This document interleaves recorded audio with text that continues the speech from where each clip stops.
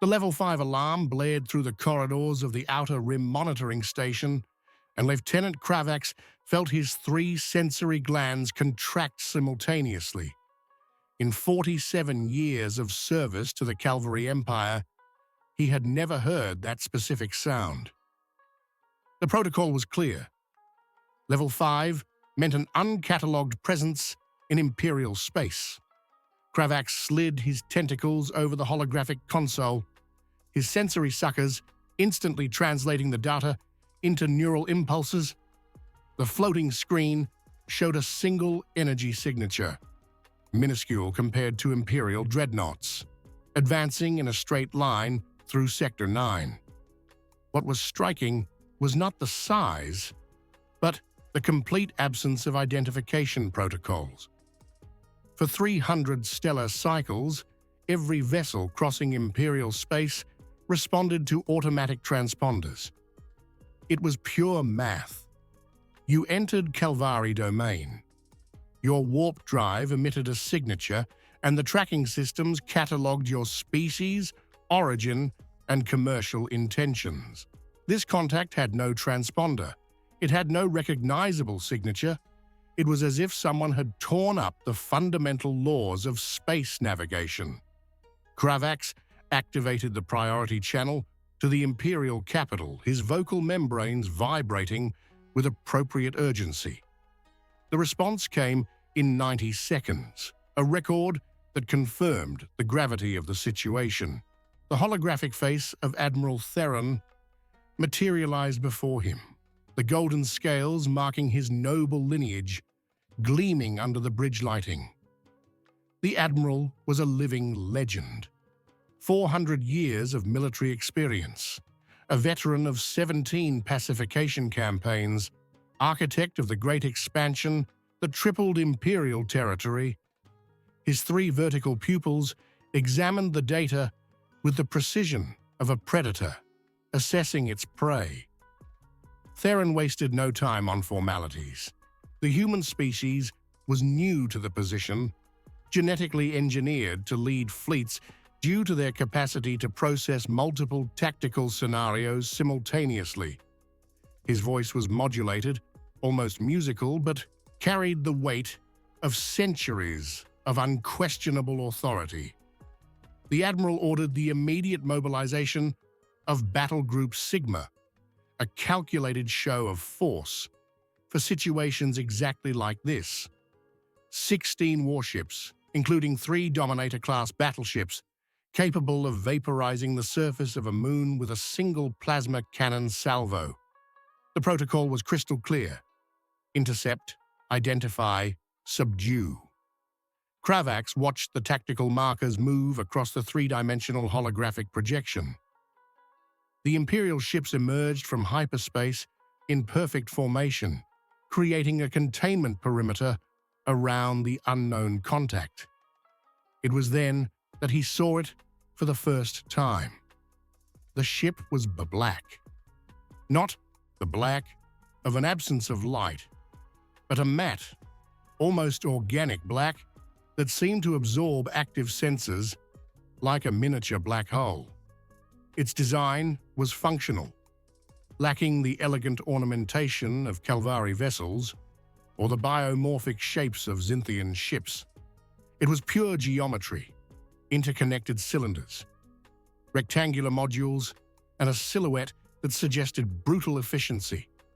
On the hull, painted in contrasting white, was a symbol that made Kravax immediately consult the Imperial database, a blue sphere with irregular green masses and white swirls.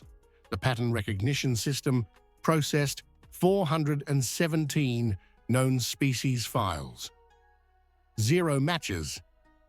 The Shah, captain of the lead battleship, a Calvary of military lineage with 50 campaigns under his belt, initiated the standard hailing sequence. 47 different protocols, each in a recognized galactic language, transmitted across all known frequencies. The silence that returned was absolute. Theron authorized the next level of intervention. Tractor force fields were technology established 1,000 years ago, capable of immobilizing asteroids or slowing down fleeing ships. 3 battleships simultaneously activated their gravitational generators, creating a force mesh that should have frozen the unknown ship in space. Kravax watched the numbers change on his console and for a moment thought his sensors were malfunctioning. The unknown ship accelerated. It did not slow down or attempt to evade. It simply accelerated through the gravitational fields as if they were non-existent, its speed increasing in geometric progression. The impossible continued. The unknown ship altered its trajectory by 90 degrees, a maneuver that should have crushed any organic crew against the bulkheads by G-force. Instead, it completed the turn with mechanical precision and assumed a direct vector toward the lead battleship. The Imperial captain did what any commander would do when faced with an unidentified threat, demonstrating superior capabilities. He opened fire. 20 plasma cannons fired simultaneously, each projectile containing enough energy to melt 100 cubic meters of titanium. The accelerated particle beams cut through the vacuum at a fraction of the speed of light, converging at the exact point where the unknown ship would be in 2 seconds. It wasn't there. Sensors showed an impossible evasion maneuver executed half a second in advance. It was as if the ship had predicted the attack before it happened. The response came 3 seconds later. It was not plasma beams or antimatter torpedoes. They were solid projectiles, launched at relativistic speeds. Kravax recognized the technology immediately because it was in the historical archives, marked as obsolete 2,000 years ago. Kinetic weapons, pieces of metal accelerated by basic Newtonian physics. The first projectile sliced through the battleship's shields as if they didn't exist. Imperial shields were designed to disperse energy, not physical mass. The projectile hit the hull at a specific point, a structural junction between the propulsion modules. There was no explosion, just a surgical impact that instantly disabled the warp drive. In 6 minutes, Battle Group Sigma ceased to exist as an operational force. 16 warships, the pride of the Cavalry Empire, drifted in the vacuum, engines disabled, communications cut, weapons systems neutralized, 0 fatal casualties, 0 collateral damage beyond the specific targets. The precision was terrifying. Kravax watched the unknown ship resume its original course, completely ignoring the paralyzed fleet. It was then that the sensors picked up something new. A broadband transmission, unencrypted in all known galactic languages. The voice was strange, produced by vocal cords that modulated air differently from known species. The message was simple, almost cordial, but carried a weight that made Kravax's scales prickle. The vessel identified itself as Terran Expedition 17, originating from the Sol system, Orion Arm. It requested peaceful passage through Calvary space en route to the Kepler Neutral Trade Council free zone. They sought no confrontation, just safe navigation. Admiral Theron remained silent for long seconds after the transmission ended. Kravax knew that expression. It was the look of a predator who had just realized he was not at the top of the food chain. The order came directly from the Imperial capital, from the Emperor himself. No ship was to interfere with the unknown contact. All fleets on the vessel's route were to maintain a minimum distance of 10,000 kilometers. The High Inquisition was summoned for immediate analysis. Kravax initiated passive tracking protocols, watching the Black Ship cross Sector 9 without haste. His long-range systems began collecting data, and that's when the first anomaly appeared. The ship's trajectory was not random. Reverse navigation calculations showed it had entered Imperial space via the outer corridor, a route only experienced traders knew. More disturbing, spectroscopic data revealed emission signatures consistent with active observation of the sector for the past 212 years. The conclusion was inevitable and deeply unsettling. The humans were not new to this sector. They had been observing the Empire for over 2 centuries, studying trade routes, defense points, and military doctrines. While the Empire considered itself the supreme predator of the galaxy, cataloging lesser species as a scientist would catalog insects, someone was cataloging the Empire. Kravax sent his full report to the Imperial capital and watched the unknown ship disappear at the limits of the sensors. For the first time in 3,000 years of Imperial history, the Calvari Empire did not have absolute control of its own space. And for the first time in his career, Lieutenant Kravax felt something he never expected to feel while wearing the Imperial uniform: fear. The war room of the Imperial capital was a monument to Calvari supremacy. Walls of transparent crystal revealed the stellar void beyond, reminding everyone present that the Empire had no limits beyond those it chose to impose. In the center, a holographic table projected Sector 9 in 3 dimensions, with the human ship's trajectory marked in pulsating red. Grand Inquisitor Vaxus was a creature of absolute logic. His species, the Cerebrus, had been genetically engineered 3,000 years ago, specifically for strategic analysis. His tripartite neural cortex processed information at speeds that would make a quantum computer seem primitive. He felt no emotions like fear or pride, only the cold, mathematical certainty of the data, and the data deeply disturbed him. Vaxus manipulated the holographic projection with precise gestures of his 4 arms, each movement revealing a new layer of information. The first discovery was already alarming.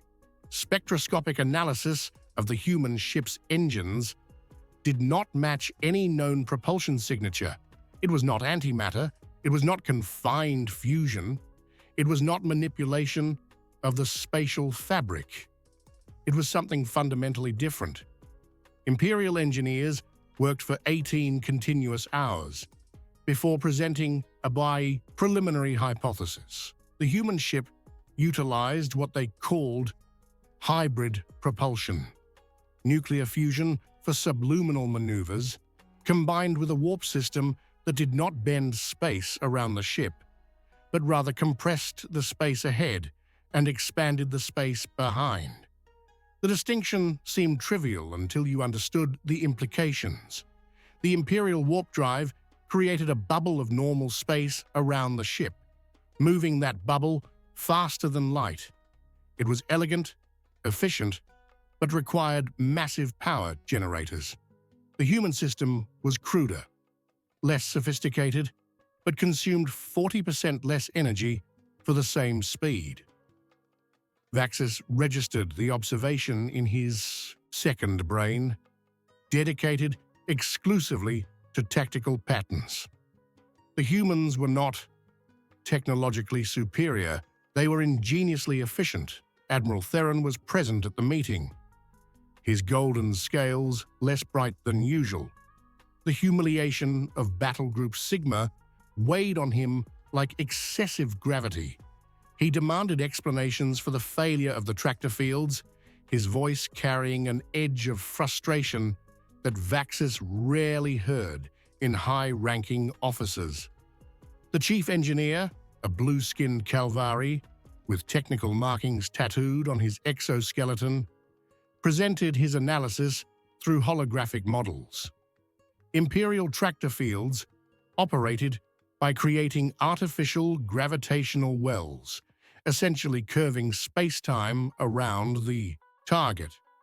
It worked perfectly against ships that followed conventional physical laws. The human ship did not follow conventional physical laws. The data showed that it had detected the formation of the gravitational fields 0.3 seconds before they became fully active. In that microscopic interval, the ship adjusted its own spatial warp geometry to create an escape vector. It was not luck. It was pure calculation executed by extremely advanced computing systems. Vaxis absorbed the information and asked the question everyone avoided. How did an unknown species, with no record in the files of 417 catalogued civilizations, possess computational capacity superior to the best imperial systems? The answer came from high academic Supernova, a Xinthian scientist whose 800 years of longevity was respected even by the cavalry. She presented linguistic analysis data from the human transmission. The grammatical structure, the phonetic patterns, and even the choice of words revealed fascinating characteristics. The humans used 47 different languages in their transmission. Not dialects of a base language, but 47 completely distinct linguistic systems, each with its own syntactic structure. The implication was clear. The human species did not have a unified language. To the Calvari Empire, which had imposed Standard Galactic as the universal language 1,000 years ago, this was incomprehensible. How did a species achieve interstellar travel without linguistic standardization? How did they coordinate complex engineering without a uniform communication base? Supernova had a theory. She believed that humans reached the stars not through unification, but through fragmented cooperation. Each linguistic group developed its own technologies and then shared knowledge through active translation instead of cultural assimilation. It was inefficient, it was chaotic, and apparently it worked. Vaxis processed this information in his third brain, dedicated to xenopsychology. The pattern was forming. Humans did not follow the imperial model of development, order imposed from the top down, standardization through central authority, efficiency through conformity. They were the chaotic opposite of that. Admiral Theron interrupted the academic discussion with a practical question. How many ships did the humans have? If Terran Expedition 17 implied at least 17 vessels, where were the others? And more importantly, what was the total military capacity of this unknown species? The silence that followed was answer enough. No one knew. Vaxis activated the second layer of data, the one he had kept classified until he was sure of its implications. The reverse trajectory analysis of the human ship revealed something disturbing. Long-range sensors detected residual passive observation signatures dating back 212 years. 212 years. Over 2 centuries, silently observing the imperial borders. The observation pattern was meticulous. Trade routes mapped, military patrol response times calculated, sensor blind spots identified.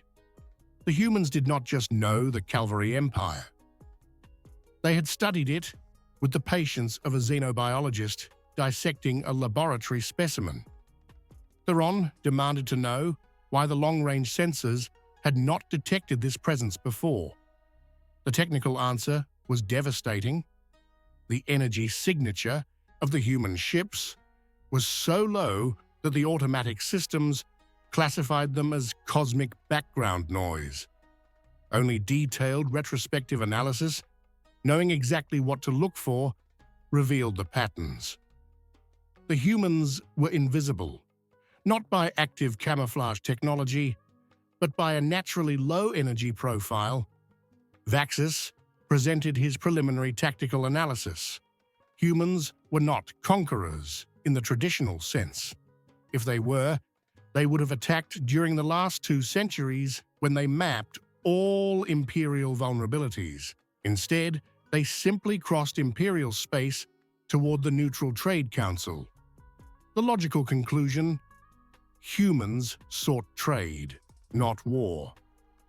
But then why did they demonstrate such devastating military capability against Battle Group Sigma?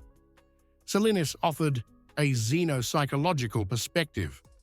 Perhaps for humans, demonstrating self-defense capability was a prerequisite for peaceful negotiation. Perhaps they operated under the philosophy that only those who can fight have the right to choose peace. It was a strange concept for the Empire, which viewed force and diplomacy as separate tools. You conquered through force or negotiated from a position of weakness. There was no middle ground. Humans seemed to reject this dichotomy completely. Theron rose from the war table, his 3 vertical pupils fixed on the holographic projection of the human ship. He declared that they needed more information. Speculative data was not enough. The Empire needed direct, face-to-face contact with these humans. Vaxis agreed, but added a crucial caveat. Any meeting should occur in neutral territory. Trying to force the humans to come to the Imperial capital would be interpreted as intimidation. And Terran Expedition 17 had already demonstrated how it responded to intimidation. The decision was made. An Imperial delegation would be sent to the Kepler Neutral Trade Council Free Zone, the same destination as the human ship. The delegation would be small, only 3 escort ships, and would travel under a diplomatic flag. For the first time in 3,000 years, the Calvari Empire would negotiate as an equal, not as a superior. Vaxis watched Theron leave the war room, the crystal doors closing behind the Admiral with a pneumatic hiss. The Grand Inquisitor remained alone with the holographic projection, his 3 brains processing strategic permutations. In his first brain, he calculated military probabilities. In his second, he analyzed cultural patterns. In his third, he considered a possibility that disturbed the cold logic that defined his existence. What if the Calvary Empire, for 3,000 years, had been wrong about everything? What if strength did not mean supremacy? What if the true measure of an advanced civilization was not its capacity to conquer, but its capacity to coexist? Vaxis turned off the holographic projection and walked to the crystal wall, observing the stars beyond. Somewhere in that immensity, a black ship with a blue sphere symbol crossed the void, carrying a species the Empire did not understand. And for the first time in his carefully engineered existence, Grand Inquisitor Vaxis experienced something close to curiosity. The humans were coming, and nothing would be the same. The Kepler Free Zone floated in interstellar space like a multifaceted jewel, its 200 stations connected by docking tubes that glowed with navigation lights. It had been neutral territory for 500 years, a commercial oasis where 400 different species traded without interference from empires or factions. Here, the laws of commerce superseded the laws of war. Captain Elena Vasquez observed the approach through the observation window of Terran Expedition 17, her brown eyes reflecting the multicolored lights of the docks. At 42, she was a veteran of 15 reconnaissance expeditions, but this was the first time she would make official contact with a galactic civilization. And what a contact! She could still hear the recording of Chief Engineer Miller describing how they had neutralized 16 warships without firing a single lethal shot. It was exactly the kind of demonstration the Terran Security Council had approved. Enough force to ensure respect, enough precision to avoid massacre. The human doctrine was clear. You don't announce your presence in the galaxy by asking permission. You demonstrate that you deserve to be there.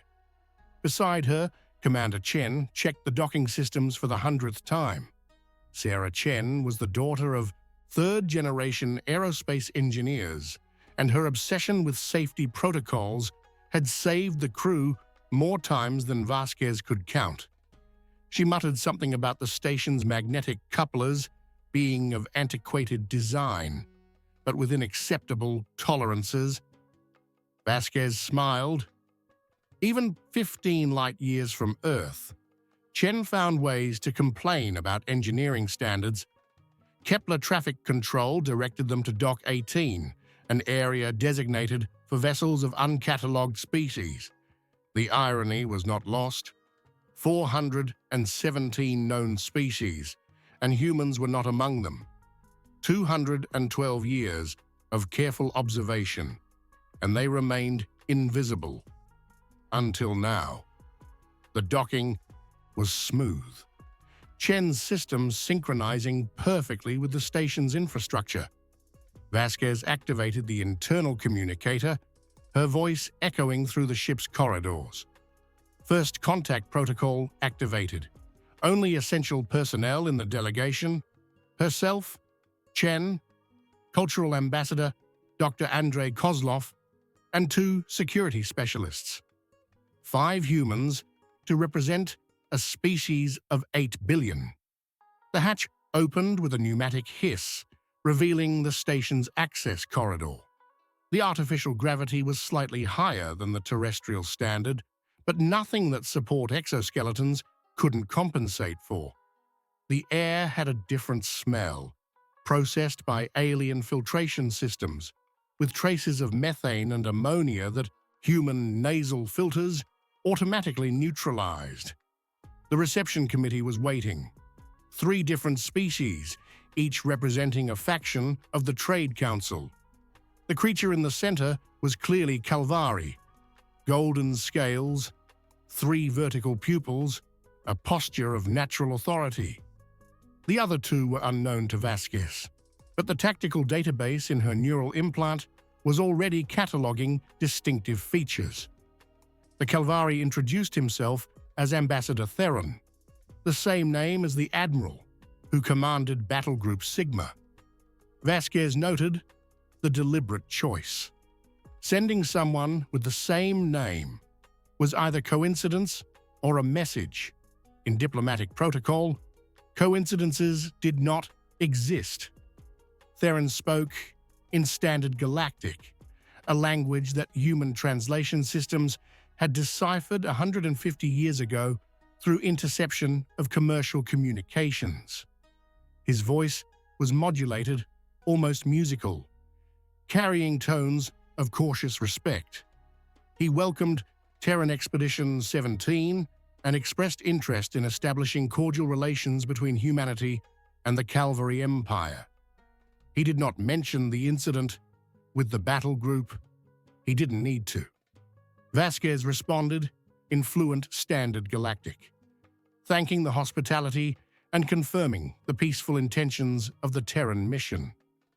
She observed the reaction in Theron's eyes when he realized she mastered the language perfectly. Another piece of information he would have to report. Humans already understood the galactic lingua franca. The delegation was led through the station corridors, passing commercial shops where merchants of dozens of different species traded exotic goods. Chen murmured technical observations about the architecture, noting how the life support systems were modular, allowing different species with different atmospheric requirements to coexist. Vasquez observed everything with a strategist's eye. Every shop, every commercial interaction, every social protocol was valuable information. Humans had observed from afar for 2 centuries. Now they were inside, seeing how galactic society really worked. The conference room was circular, with adjustable gravity and customizable atmosphere. Theron explained that each species could configure its segment of the room according to its physiological needs. Another demonstration that the free zone prioritized inclusion over standardization. Interesting concept. Humanity could learn from that. The formal meeting began with Theron presenting data about the Calvary Empire. 3,000 years of history, expansion across 300 star systems, a population of trillions distributed among 417 integrated species. He used the word integrated, not conquered, but Vasquez caught the subtle distinction. When it was her turn, Vasquez was direct.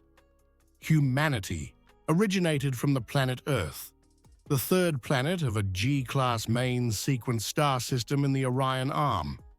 Population of 8 billion. 12 exploration ships sent to establish contact with galactic civilizations. Theron interrupted politely. Only 12 ships to represent an entire species? Where was the main fleet? Where were the colonization ships, the resource transports, the logistical infrastructure necessary for interstellar power projection? Vasquez smiled. It was the question she was waiting for. She explained that the 12 expeditions were purely exploratory. The Terran military fleet remained in the Sol system, protecting the home planet. Humanity did not seek territorial expansion. It sought knowledge, trade, and eventually, allies. The silence that followed was eloquent. Theron exchanged glances with the other alien representatives. The idea of an interstellar-capable species that did not seek territorial conquest was apparently revolutionary. Chen took the opportunity to present technical data. She projected holograms showing Terran industrial capacity, orbital stations around Earth and Mars, colonies on the moons of Jupiter and Saturn, mining operations in the asteroid belt. It was not impressive by galactic standards, but it demonstrated solid engineering capability. Dr. Kozlov, the cultural specialist, took over the next explanation. He was an anthropologist with 3 doctorates in comparative civilizations, and his passion for the subject was contagious. He described Earth as a death world, a planet with above-average galactic gravity, active plate tectonics, volatile climate, and a biosphere full of predators. The reaction was immediate. One of the alien species, an insectoid creature with vibrating sensory antennae, visibly recoiled. Theron maintained his composure, but his scales darkened slightly, a sign of discomfort that Vasquez had learned to recognize in the xenobiological files. Kozlov continued, explaining that human evolution was shaped by extreme selective pressure, resistance to disease, capacity to heal severe injuries, tolerance to extreme temperature variations. Humanity did not develop technological supremacy, it developed absurd resilience. Theron asked a question that revealed more than he intended. How did a species from a death world achieve enough social cohesion for space travel? The implication was clear. Hostile worlds usually produce species too aggressive for large-scale cooperation. Vasquez took the answer. She explained that Earth had 227 sovereign nations. There was no unified world government. Humanity reached the stars not through forced unification, but through voluntary collaboration. Different space agencies shared technology. Scientists from different cultures worked together. Resources were coordinated through treaties, not imposed by central authority. It was organized chaos, and it worked. Chen added a technical detail that made Theron lean forward with renewed interest. Terran Expedition 17 was not a military ship. It was a scientific research vessel adapted for long-distance exploration. The weapon systems that neutralized Battle Group Sigma were standard self-defense measures. Standard self-defense. Vasquez watched Theron process that information. If a scientific ship had the capacity to disable an Imperial battle group, what would be the capacity of the true Terran Navy? The answer was far superior. But Vasquez saw no need to elaborate on that point. The meeting extended for 6 hours, covering topics from trade protocols to philosophies of territorial expansion. Vasquez noticed a pattern in Theron's questions. He was trying to understand not only what the humans wanted, but how they thought. When the session finally ended, Theron made a formal invitation. The Calvari Emperor would like to receive a human delegation at the Imperial capital. It would be an unprecedented honor, a demonstration of respect, reserved only for the most advanced civilizations. Vasquez accepted, but established conditions. The visit would be reciprocal. Calvari representatives would be welcome on Earth. Cultural exchange, not diplomatic subordination. Theron agreed without hesitation. For the first time, Vasquez saw something close to a smile in the ambassador's alien features. As the human delegation returned to Expedition 17, Chen murmured an observation. They just changed the galactic dynamic.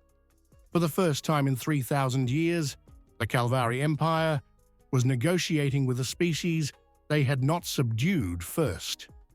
Vasquez looked out the observation window, seeing the stars beyond the Kepler free zone. Somewhere in that immensity, Earth orbited its yellow sun, unaware that humanity had just taken its first step as a galactic civilization, not through conquest, through respect earned, through demonstrated capability, exactly as it should be. The Imperial capital was a megastructure that defied comprehension. Built around a red dwarf star, the city station housed 400 billion beings of different species, all living under the aegis of the Calvari Empire. It was a monument to engineering and order, with stratified levels extending for millions of cubic kilometers of habitable space. Vasquez observed the approach through Expedition 17's sensors, and for the first time in years, she felt genuinely impressed. Chen murmured structural capacity calculations, trying to understand how that massive construction did not collapse under its own gravity. The answer involved distributed gravitational generators and materials engineering that humanity would take decades to replicate. The reception was protocol-driven, but grand. 12 Calvari escort ships, not as a threat, but as ceremonial honor. The designated docking port was reserved for high-level dignitaries, with accommodations that rivaled terrestrial palaces in opulence. Emperor Valdris awaited in the celestial throne room, a chamber so vast it had its own microclimate. The walls were transparent crystal, revealing the cosmos beyond, reminding everyone that the Empire had no borders beyond the stars. In the center, elevated on a gravitational platform, stood the ruler of 300 systems. Valdris was ancient. 700 years of life, preserved by advanced medicine and genetic engineering. His scales were platinum from age. His 3 pupils held the wisdom of centuries of rule. He did not rise when the human delegation entered. He didn't need to. Vasquez executed the Terran diplomatic protocol. a respectful inclination of the head. No kneeling.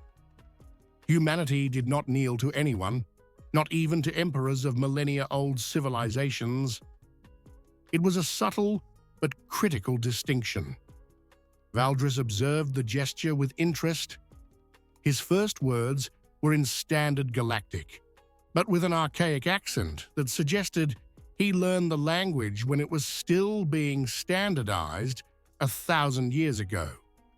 He formally declared that humanity was welcome to the Calvari Empire and expressed curiosity about the species that achieved what no other had done in 3 millennia: cross imperial territory without prior authorization and emerge unscathed. Vasquez thanked the hospitality and corrected an assumption. Terran Expedition 17 did not cross imperial territory defying authority. It crossed by exercising the right of peaceful passage guaranteed by the Kepler Interstellar Navigation Treaties, of which the Empire had been a signatory for 400 years. The silence that followed was absolute. Everyone in the throne room processed the implication. The humans knew the interstellar treaties. They not only knew them, but cited specific clauses with legal precision. Valdris leaned forward, and Vasquez saw something close to appreciation in his ancient eyes. He asked how long humanity had been observing the galaxy before making contact. Vasquez considered lying for diplomacy, but decided on the truth. 212 years of passive observation, mapping trade routes, studying diplomatic protocols, analyzing military capabilities. Humanity did not come to the conversation unprepared. Theron, who was present as a military advisor, intervened. He questioned why, with 200 years of observation and detailed knowledge of imperial vulnerabilities, humanity did not attack when it had the tactical advantage. Kozlov answered before Vasquez, because humanity learned, through its own bloody history, that military victory does not equate to lasting peace. Earth had 1,000 years of documented wars, conflicts that devastated continents and cost billions of lives. The final lesson was clear. The only war worth fighting is the one you avoid. Valdris studied the human anthropologist with renewed interest. He asked for elaboration on this seemingly contradictory philosophy. How did a species evolved on a death world, shaped by predation and conflict, arrive at the conclusion that war was undesirable? Chen took over the explanation, supported by holographic projections she had prepared specifically for this moment. She showed images of Earth, cities in ruins after 20th century conflicts, battlefields scarred by nuclear weapons, oceans polluted by industrial waste from prolonged wars. Then she showed the reconstruction, enemy nations cooperating to reverse environmental damage, former adversaries sharing resources for space missions, non-proliferation treaties that eliminated arsenals capable of extinguishing planetary life. Humanity almost destroyed itself 3 times in modern history: nuclear bombs, climate collapse, biological warfare. Each time, they stopped at the precipice because someone chose cooperation over annihilation. Valdris remained silent for long moments, his scales slowly changing color, a sign of deep emotional processing. When he finally spoke, his voice carried a weight that made even the Imperial Guards present pay renewed attention. The Emperor revealed something he had never shared with subjugated species. The Calvari Empire also almost self-destructed 4,000 years ago before the forced unification that created the modern imperial structure. The Calvari solution was to eliminate diversity, impose absolute order, create a galactic monoculture, It worked, but the cost was all creativity, all genuine innovation. The Empire had not invented anything significant for 2,000 years. It only refined existing technologies. Vasquez understood the implication immediately. The Emperor was not just making diplomatic small talk. He was admitting that the Empire was stagnant. Kozlov presented the human contrast. Earth maintained 200 different cultures, thousands of languages, countless belief systems. It was chaotic and inefficient. But from that diversity came constant innovation. Different perspectives solved problems in different ways. Healthy competition drove progress. Terran Expedition 17 was proof of that.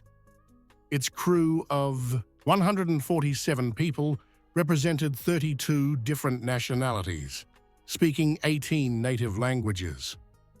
The warp drive was developed by collaboration between Chinese, European, and American space agencies. The kinetic weapon systems were Russian technology adapted with Japanese metallurgy. The life support engineering was Brazilian with Indian components. Organized chaos, producing excellence through diversity. Theron asked the question everyone avoided. If Expedition 17 was a scientific ship with the capacity to neutralize an Imperial battle group, what was the capacity of the true Terran Navy? Vasquez decided on calculated honesty. She explained that Earth had 168 warships in active service, all dedicated exclusively to the defense of the Sol system. Compared to Imperial fleets numbering thousands, it was insignificant. But then Chen added the crucial detail. The 168 Terran ships were all equipped with state-of-the-art kinetic weapon systems, quantum navigation computers, and tactical doctrines developed through simulations against numerically superior threats. Humanity did not plan to win through numbers. It planned to win through force multiplier, superior technology applied with surgical precision. Valdris absorbed this information and made an offer that shocked even his own advisors. He proposed a formal alliance between Earth and the Calvari Empire. Not integration, not subjugation, alliance between equals. Vasquez did not answer immediately. It was what Earth sought, but accepting too quickly would suggest weakness or desperation. Instead, she asked what the Empire would gain from such an alliance. Valdris's answer was devastatingly honest. Renewal. The Empire was dying of stagnation. 3,000 years of absolute order had created a civilization incapable of adapting. Humanity, with its chaotic diversity and capacity for innovation, represented exactly what the Empire needed. Theron added a military perspective. Expedition 17's demonstration revealed that Imperial tactical doctrine was obsolete. Shields designed only for energy, rigid formations, dependence on numerical superiority. A smaller but more agile species could exploit these vulnerabilities. If humans could, other unknown species could too. Vasquez consulted Chen and Kozlov through neural implants. Silent communication that the aliens present could not intercept. The decision was unanimous. Accept the alliance, but with clear conditions. She presented the Terran terms. First, Earth maintained absolute sovereignty over the Sol system. No imperial interference in human affairs. Second, technology sharing would be reciprocal and voluntary, not imposed. Third, humanity would not participate in imperial wars of conquest, only in mutual defense. And fourth, the most important, the Empire should revise its policy of forced integration of lesser species. If diversity was valuable, then preserving alien cultures was essential. Valdris considered the terms for exactly 90 seconds. Then he accepted them all. The celestial throne room witnessed something unprecedented. The Emperor of 300 star systems and the captain of a Terran scientific ship signed a treaty of alliance using holographic data crystals, each representing formal commitment. When the ceremony ended, Valdris made an observation that perfectly summarized the situation. For 3,000 years, the Empire believed that strength was measured in warships and conquered systems. Humanity proved that true strength was the capacity to choose peace when you had the power for war. It was a lesson that cost the Empire 3 millennia to learn. Vasquez returned to Expedition 17 with Chen and Kozlov, all processing the magnitude of what had just happened. Humanity did not just make first contact with a galactic civilization, it fundamentally changed the political dynamic of 300 star systems. Chen summarized it perfectly while checking decoupling systems. Humanity arrived in the galaxy not as a conqueror, but as a catalyst for change, exactly as it should be. 3 months after the treaty signing, the true reason for Emperor Valdris's rapid acceptance was revealed. The message arrived through encrypted diplomatic channels marked with absolute priority. Grand Inquisitor Vaxis requested Captain Vasquez's immediate presence at the Imperial capital. It was not an invitation, it was a plea. Terran Expedition 17 crossed hyperspace at maximum velocity, its warp drives operating beyond nominal specifications. Chen monitored the systems with growing concern, but did not protest.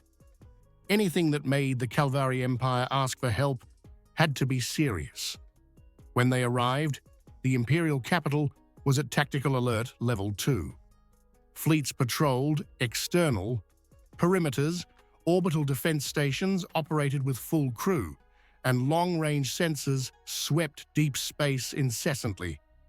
Vasquez was led directly to the war room, where Valdris, Theron, and Vaxis awaited around the holographic table. The projection showed something that made Vasquez's blood run cold. An unknown fleet, massive and advancing toward Imperial territory. Vaxis presented the data with clinical precision. 64 ships of unknown configuration, energy signatures superior to the best Imperial dreadnoughts, a trajectory suggesting detailed knowledge of the Calvary defenses. The most disturbing detail, they were completely silent in communications, ignoring all hailing protocols, just as Expedition 17 had done 3 months prior. Theron admitted what the Empire was reluctant to acknowledge. They lacked the tactical capacity to face this threat. The incident with Battle Group Sigma had revealed that Imperial military doctrine was obsolete.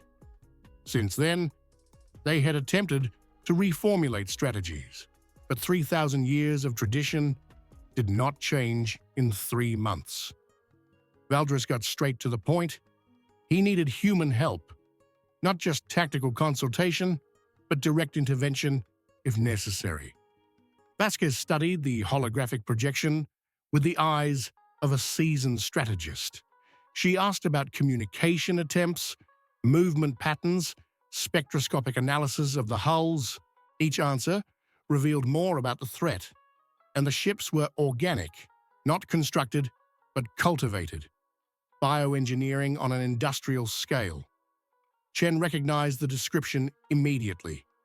7 years ago, Terran Expedition 5 had found signs of a civilization utilizing advanced biotechnology in the Perseus Arm. They had classified the species as potentially hostile and avoided contact, marking the sector as a risk zone. Apparently, this civilization had decided to expand its territory, and the most direct path led through the Calvari Empire. Kozlov requested access to xenopsychological data on species that used biotechnology. Vaxis provided files on 6 known civilizations that manipulated living organisms for construction. All shared a common characteristic. They viewed species using mechanical technology as inferior, primitive, worthy only of assimilation or eradication. It was the imperial mindset inverted. The Empire viewed technology as the measure of advancement.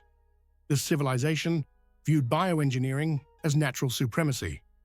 Vasquez asked the critical question, why didn't the Empire simply negotiate, offer territory in exchange for peace? Valdris's answer was grim. They tried. The response was the transmission of biological spores that infected 3 frontier stations, converting mechanical systems into pulsating organic mass. It took 2 weeks to eradicate the infestation. 400,000 beings evacuated, billions in infrastructure lost. It wasn't territorial conquest, it was ideological eradication. Chen asked about specific imperial military capabilities. Theron admitted that tactical simulations showed the Imperial fleet had a 32% probability of victory in direct confrontation. Acceptable under other circumstances, but considering that defeat meant the extinction of Calvari civilization, it was unacceptable. Vasquez consulted Chen and Kozlov again through neural implants. Earth had not sent Expedition 17 to fight alien wars, but they also hadn't sent it to passively watch the genocide of allied civilizations. The decision was complex, but necessary. Vasquez offered human tactical assistance, but with conditions. First, no Terran ship would participate in offensive combat. Defense only.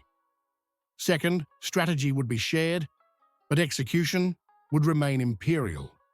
Third, after the threat was neutralized, the Empire would completely revise its military doctrines with Terran consultation.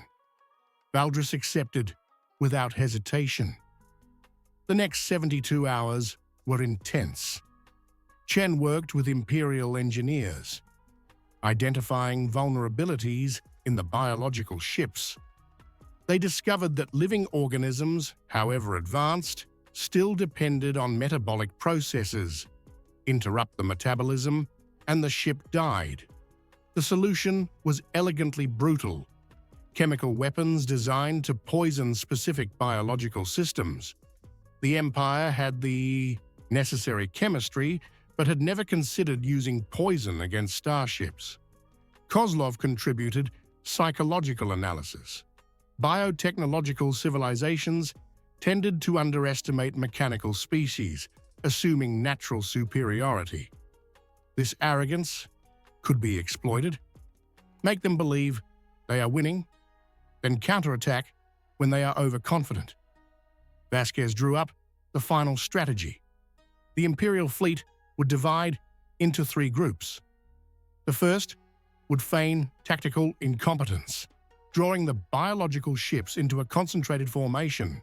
The second would prepare a chemical trap in a camouflaged minefield. The third would remain in reserve to exploit any revealed vulnerability. It was Terran military doctrine applied on a galactic scale, force multiplication through ingenuity, not numbers. Theron implemented the plan with military precision. When the biological fleet crossed the Imperial border, it met calculatedly weak resistance. The first Imperial group retreated in apparent disarray, provoking exactly the predicted response. The biological ships advanced aggressively, compact formation, confident in their superiority. The minefield activated when 70% of the enemy fleet was within the perimeter. They were not conventional explosives, they were chemical dispersers, releasing a neurotoxin specifically designed to interrupt the metabolic processes of the biological ships. The effect was devastating. 40 ships began to convulse, their organic structures reacting violently to the systemic poison. Propulsion systems failed. Organic weapons paralyzed. In 16 minutes, 2/3 of the invading fleet was incapacitated. The remaining ships attempted to retreat, but the Third Imperial Group emerged from hyperspace on their escape routes.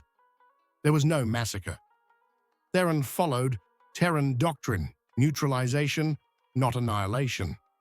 The biological ships were deactivated with surgical precision, their crews preserved. When the combat ended, 64 biological ships floated inert in Imperial space. 0 fatal casualties. The war-making capacity of the biotechnological civilization was eliminated without genocide. Vasquez watched from Expedition 17, monitoring tactical communications. Chen murmured approval of the precise execution of the plan. Kozlov noted that the Empire had just learned the most important lesson of human military doctrine. Victory was not measured in dead enemies, but in neutralized threats. 3 days later, representatives of the biotechnological civilization requested negotiations. They discovered that their prey was not primitive, but strategically superior. Arrogance gave way to caution. Valdris conducted the negotiations personally, applying lessons learned from the humans. He offered border territory as a neutral zone, resource sharing, in exchange for non-aggression, and the possibility of voluntary cultural exchange. The biotechnological civilization, facing the choice between annihilation or coexistence, chose coexistence. When everything was over, Theron invited Vasquez for a private observation of the stars through the crystal wall of the war room. He admitted something he never thought he would say. Humanity in 3 months taught the Empire more about war than 3,000 years of conquests. Vasquez gently corrected him. They didn't teach about war. They taught about peace through demonstrated force, but not indiscriminately applied. Theron considered this and asked something that revealed genuine vulnerability. How had humanity, so young galactically, developed wisdom that millennia-old civilizations did not possess? Vasquez's answer was simple but profound. Because humanity almost destroyed itself repeatedly. Each time they stopped at the precipice, they learned something crucial. The true test of an advanced civilization is not the capacity to destroy, but the choice to preserve. Theron absorbed that lesson and promised the Empire would remember it. Vasquez returned to Expedition 17 while Chen initiated the departure sequence. The next destination was Earth. Time to report that humanity had not only survived first galactic contact, it had thrived. 6 months after the incident with the biotechnological fleet, Terran Expedition 17 crossed the Kuiper Belt and entered the Sol system. For Vasquez, Chen, and Kozlov, it was the triumphant return of a mission that had redefined humanity's place in the galaxy. For Earth, it was just another expedition returning after years in deep space. The discrepancy was intentional. The Terran Security Council maintained a strict policy of information control. The civilian population knew that exploration ships were mapping the galaxy, but they did not know details about encounters with alien civilizations. Avoiding panic and speculation was a priority until a formal diplomatic structure was established.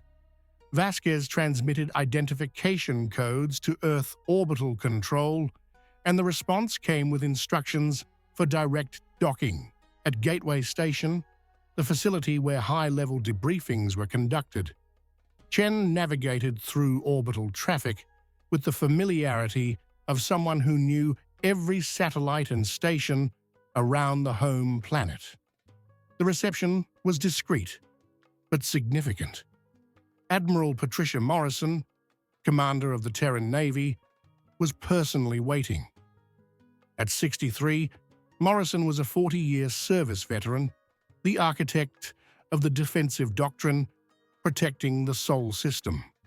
Her face was marked by decades of responsibility, but her eyes shone with genuine interest. The debriefing lasted 8 hours. Vasquez reported every detail. The initial encounter with Battle Group Sigma, the negotiations in the Kepler Free Zone, the audience with Emperor Valdris, and finally, the tactical assistance against the biotechnological fleet. Morrison absorbed everything, asking penetrating questions about Imperial military capabilities, galactic political structure, and possible future threats. When Vasquez finished, Morrison remained silent for long moments, processing the strategic implications of everything she had heard. Finally, she asked the question that would define humanity's future in the galaxy. What did the Calvari Empire truly want from Earth? Vasquez answered with complete honesty: renewal. The Empire was dying of cultural stagnation. 3,000 years of imposed order had created a society incapable of genuine innovation. Humanity represented the chaotic diversity that produced creativity. Valdris was not seeking conquest. He was seeking a partnership that could revitalize a dying civilization. Morrison considered this and made a worrying observation.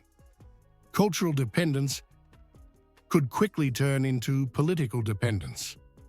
If the Empire started relying too much on human innovation, it would eventually try to control the source of that innovation. It was a valid concern. But Vasquez had a counter-argument. The treaty clearly established that technological sharing was voluntary. Earth maintained absolute sovereignty. And more importantly, they had demonstrated a capacity for self-defense that made military conquest unviable. The Empire respected strength. Humanity had enough strength to guarantee respect. Chen added a technical perspective. During the 3 months working with Imperial engineers, she had identified something fascinating. Calvari technology was superior in scale, but inferior in efficiency. They built massive dreadnoughts because they could, not because it was ideal. Humans, limited by resources, developed engineering that maximized results with minimum input. It was a fundamental difference in design philosophy. The Empire had the luxury of waste. Humanity had the discipline of efficiency. Kozlov offered a cultural analysis. The species integrated into the Calvari Empire maintained cultural identities only, superficially. Native languages were preserved as academic curiosities, but standard galactic dominated. Religions became museums. Traditions were performances for tourists. The Empire did not destroy cultures through genocide. It destroyed them through gradual homogenization. Morrison absorbed all perspectives and presented the decision of the Terran Security Council. Earth would accept an alliance with the Calvari Empire, but would establish rigid safeguards. A Terran embassy would be permanently established in the imperial capital, with authority to veto any policy that threatened human sovereignty. Reciprocally, the Empire would have an embassy on Earth, with the same restrictions. Cultural exchange would be encouraged, but controlled. Technology would be shared selectively, never compulsively, and the Terran Navy would expand from 168 to 300 ships over the next 5 years. Preparation was not paranoia. It was strategic prudence. Vasquez asked about the other 11 Terran expeditions. Morrison revealed that 6 had returned with reconnaissance data. 3 were still on long-duration missions, and 2 had lost contact in unexplored regions of the galaxy. Expedition 17 was the first to establish a formal alliance with a galactic civilization. It would be the last to operate independently. Henceforth, all expeditions would have centralized coordination through the newly created Department of Galactic Affairs. Humanity was organizing itself for a permanent presence on the galactic stage. 3 weeks later, Vasquez received an invitation to a ceremony at the UN complex in New York. The Secretary General would publicly announce the existence of alien civilizations and the alliance with the Calvary Empire. It was a historic moment that would redefine human understanding of the universe. Vasquez watched from the audience as world leaders presented the news to humanity. The reaction was mixed. Fascination, fear, excitement, skepticism. But predominant was a sense of possibility. Humanity was not alone, and it had not only survived first contact, but thrived. After the ceremony, Vasquez met with Chen and Kozlov at a cafe near the UN complex. They watched people on the streets discussing aliens animatedly, speculating about the future, imagining possibilities. Chen murmured that this would change everything. Children would grow up knowing the galaxy was full of intelligent life. Scientists would have access to knowledge accumulated by millennia-old civilizations. Engineers would collaborate with species that mastered technologies Earth was only beginning to comprehend. Kozlov added a cultural perspective. Humanity would be exposed to completely alien philosophies, religions, and ethical systems. It would be a challenge and an opportunity. A test of how truly universal human values were. Vasquez looked at the sky through the cafe window, knowing that somewhere beyond that blue, ancient civilizations were watching Earth with renewed interest. Humanity had declared its presence in the galaxy not through conquest, but through demonstrated competence and applied wisdom. 6 months later, the Terran embassy was inaugurated in the imperial capital. Theron attended personally, now Commander-in-Chief of Imperial Tactical Reformulation. He admitted that Calvary military doctrine was being rebuilt from scratch, incorporating human lessons on force multiplication, surgical precision, and victory through neutralization instead of annihilation. Vaxis, who had been designated as the Calvary ambassador to Earth, reported that the human presence was catalyzing unexpected cultural changes. Species integrated into the Empire began to question homogenization. They demanded genuine preservation of cultural identities, not just superficial performances. The Empire resisted, but Valdris recognized that change was inevitable. The human presence had proven that diversity was not weakness. It was a source of creative strength. 1 year after first contact, Vasquez was promoted to Admiral and designated as commander of all Terran operations in Imperial territory. Chen became chief engineer of the Terra Calvary Technological Exchange Program. Kozlov took over the direction of the Institute of Xenocultural Studies. Terran Expedition 17 was retired with honors, preserved as a historical monument in Earth orbit. But its crew continued working, now shaping humanity's future among the stars. 2 years after first contact, the biotechnological fleet that had attacked the Empire requested admission to the Terra Calvary Alliance. They discovered that rejecting cooperation was a death sentence in a galaxy where even ancient civilizations were learning to collaborate. 3 years later, 8 smaller species that had been forcibly integrated into the Empire requested cultural autonomy under the protection of the Terran Alliance model. Valdris, pressured by human advisors, conceded. The Empire was changing. Slowly, resisting every step, but undeniably changing. 5 years after first contact, Vasquez returned to Earth for a special ceremony. The Terran Navy had expanded to 340 ships, exceeding the original goal. But more significantly, 20 of those ships were hybrid design cruisers, combining Terran engineering with Calvari technology. Genuine collaboration, producing results superior to what any civilization could achieve alone. Morrison, now retired, but present as a guest of honor, made an observation that perfectly summarized the human journey. Humanity had entered the galaxy not as a conqueror, not as a supplicant, but as a catalyst. They changed the political dynamics of 300 star systems simply by demonstrating that there was another way to exist. Vasquez agreed, but added a personal reflection. The true legacy of Expedition 17 was not military alliance or technological exchange. It was proof that advanced civilization was measured not by the power to destroy, but by the wisdom to preserve.